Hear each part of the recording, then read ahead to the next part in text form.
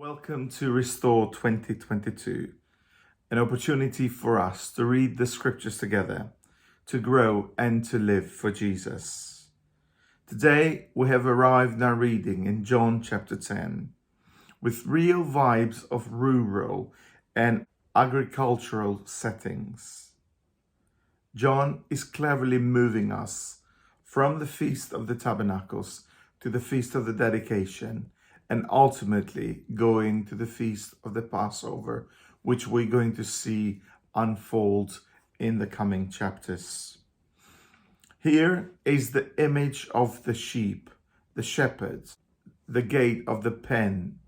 And these images may take you to a place in the UK where sheep have got plenty of grass, water, they're safe, and they've got a collie, the famous sheepdog.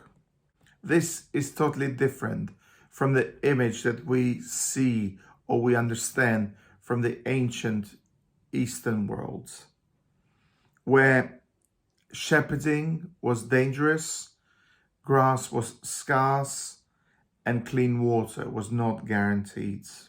In the West, the shepherd knows the dog by name, and in the ancient Middle East, the shepherd knew the sheep by name, as he kept them for at least 8 years, and was mainly for milk and wool rather than meat for lamb chops at Tesco.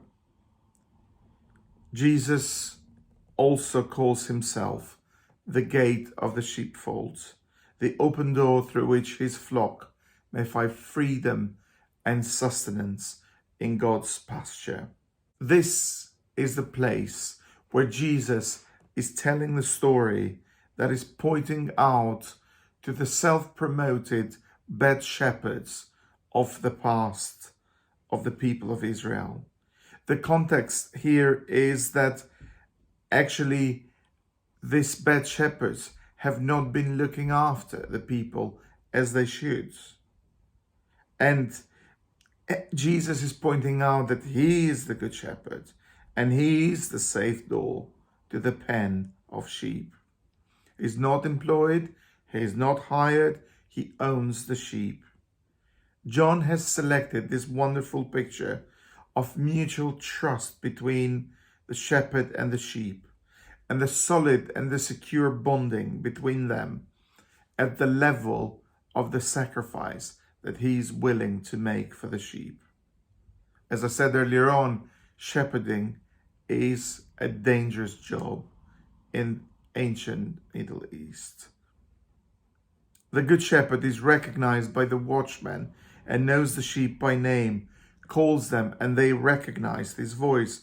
The good shepherd is willing to lead them in and out of the fold and keep them safe from lethal, catastrophic danger to the point of giving his life for them.